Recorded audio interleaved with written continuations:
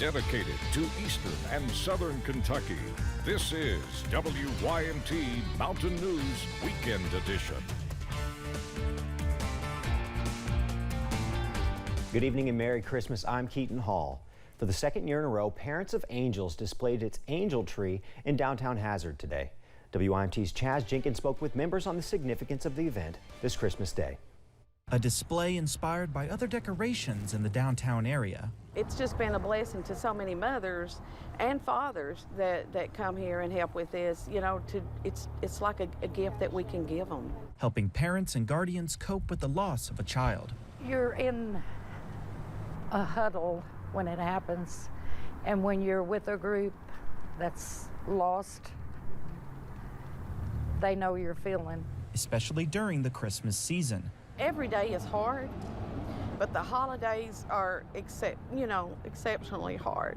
So to be able to do this, it just brings peace. Hoping to continue the tradition for years to come. We need to keep our kids alive, their memories, for the remembrance of our children that we've lost. With a display that is bigger and better than before. We have been talking, we do want maybe a 12-foot tree or maybe a 15-foot tree. So yeah, we already have a lot of other ideas going. Helping the families of the region during a difficult time. In Hazard, Chaz Jenkins, WYMT Mountain News. Carol says any parent wanting to put an ornament on the tree to honor a loved one can do so at any time. With so many businesses and offices closed for Christmas, it's hard to know who is open and who is not. But for first responders across the globe, today is just another day of work. Many of our emergency services, like the Hazard Fire Department, still operate with a full staff on the holidays, like Christmas. Major EMT at the Hazard Fire Department, Freddie Guffey, says although days like today are usually slow for emergency services, they're always ready when needed. We just try to advise people to be safe and pay attention when they're out driving. Be safe when they're cooking at home and watch what they're doing. If something does happen, have a relief of knowing that we will be there to help, because that's what we do. Guffey adds that although it can be hard missing out on certain holidays, he's happy knowing that if someone is in need, the department is there to help. This holiday weekend, many are gathering with family. But an addiction treatment organization is focused on those who are spending the holidays away from loved ones because of substance abuse. Addiction Recovery Care is in the middle of a campaign this holiday season to encourage people to seek treatment now, even if it's during the holidays.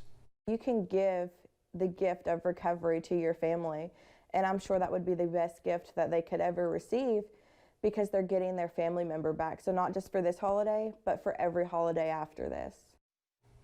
Carol says she once struggled with addiction herself and had to enter an ARC facility. Today, Carol works with ARC, meeting those in need. If you'd like to contact someone about recovery, you can visit ARC's website at arccenters.com.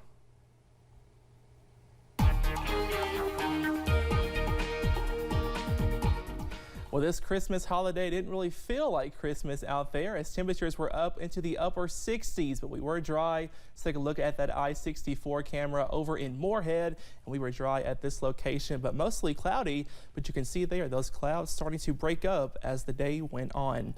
Temperatures right now still very warm into the upper 60s, 66 for Jackson and Hazard, 64 for Pikeville, 62 for you guys in Harlan. And check this out, the high today in Jackson was 68, so that is our third highest temperature on Christmas ever on record. So that was a pretty cool thing to see today, and we were actually dry. But check out back towards the north, we are looking at some showers over portions of Ohio and northern Kentucky, and those are pushing in from the south, so we could see a few stray showers out there through the rest of tonight. Temperatures falling off into the upper 40s and lower 50s, and this soggy weather pattern continues into your next work week. I got that full forecast a little bit later. Keaton.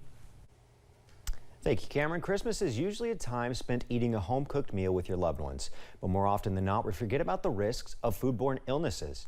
Health department officials say the holiday season is the time of year when they see especially a lot of foodborne illnesses occurring. Public Health Director for the Kentucky River District Health Department, Scott Lockard, says when preparing and serving a meal, keeping your hands, surfaces, and utensils clean and sanitized is a must. Wash your hands and surfaces often, as is the case with most types of illness that can be spread, bacteria, viruses, and so on. Washing our hands is just one of the best public health practices we can do. Lockhart adds that the Kentucky River District Facebook page shares several tips on how to keep you and your loved ones safe from foodborne illnesses. We'll have their Facebook page linked on our website at WYMT.com. From NASA astronauts in space to Americans here on Earth, millions are celebrating Christmas, but once again, with the somber backdrop of the pandemic. The Omicron variant continues to spread across the nation, even taking a toll on holiday travel, with hundreds more flights canceled on Saturday. Elise Preston is in New York with the latest. To let my family know that no matter where I am, no matter how far away I am from all of you, that my heart is always with you. Astronauts aboard the International Space Station sent Christmas messages to friends and family back home. Holy night. In Virginia and across the nation, there was caroling. But even with the festivities, it's hard to forget that it's yet another Christmas the world is battling COVID-19. With more flights canceled Saturday, staffing issues tied to the virus are disrupting travel during one of the busiest times of the year. And as the highly contagious Omicron variant now detected in every state spreads, many travelers are mindful of health and safety. It definitely is, especially going home and having at-risk siblings. So it's definitely something that I am worried about. We've been very big on masks and stuff. She's too young to get vaccinated. So it's obviously a worry. About 2 years into the pandemic, many church services, like the ones being held here at New York's Cathedral of St. John the Divine, are being held online. Jill and I know how hard it is for you. At the White House, President Biden and the First Lady met virtually with U.S. military members serving around the world to wish them a Merry Christmas. As your Commander-in-Chief, I wanted to take this opportunity to say thank you. Thank you, thank you. President Biden and the First Lady also attended church services virtually Friday from the East Room of the White House. Elise Preston, CBS News, New York. The CDC says Omicron now accounts for about 3 out of every 4 new COVID-19 cases in the U.S. Infections spiked 45% from the previous week and have more than doubled since the beginning of December. Coming up next, we'll take a look at Christmas celebrations around the world and how other countries are dealing with the pandemic and the holidays. We were mostly dry today, but a few showers are possible into tonight. I got all those details coming up.